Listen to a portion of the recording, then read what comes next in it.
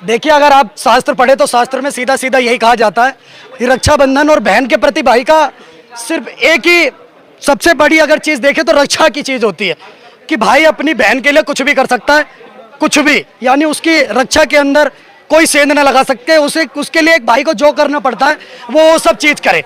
ये आपने देखा होगा, सुना भी होगा, और बहुत सारी मिसालें भी इस देश के अंदर कि नारी के सम्मान के अंदर लिए ही इस देश के अंदर बड़े बड़े युद्ध हो गए हैं।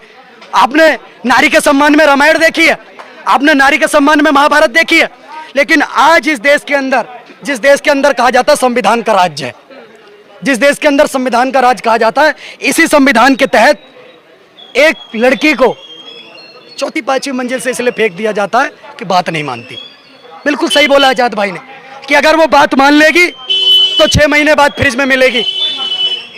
जैसे आपने श्रद्धा, अंकिता और ऐसे उदाहरण देखे होंगे, वो नहीं मानेगी तो तुरंत उसके साथ वो चीजें हो जाएंगी।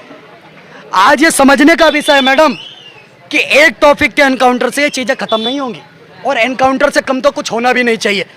ये बहुत बड़ा कोई आईजी लग गया, कमिश्नर कौन है जिसके पीछे सरकार का इतना पैसा खर्च होना चाहिए, उसको 10-10 पुलिस वाले संरक्षण देकर कोर्ट पहुंचाने का काम करें। बहुत बड़ा काम करा उन्होंने देश के लिए, पेरिस ओलंपिक में गोल्ड मेडल लाया देश के लिए, जिसको 10 पुलिस वाले संरक्षण देकर के कोर्ट लेकर के जाएं।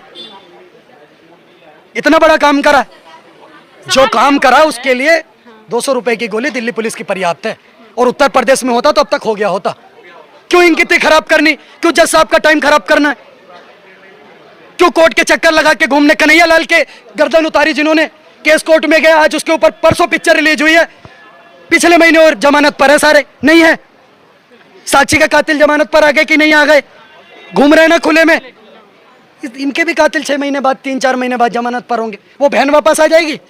वो तो नहीं आएगी ना।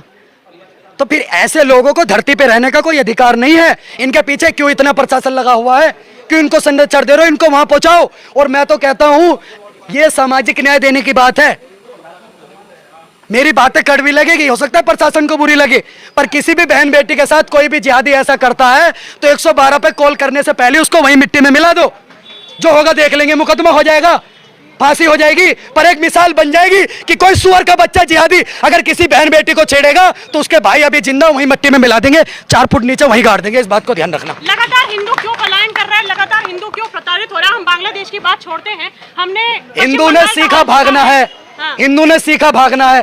कश्मीर से भाग गए, कश्मीर से भाग गए, पाकिस्तान में धर्म परिवर्तन कर लिया, 27% थे, 1% बचे। समझ गए मेरे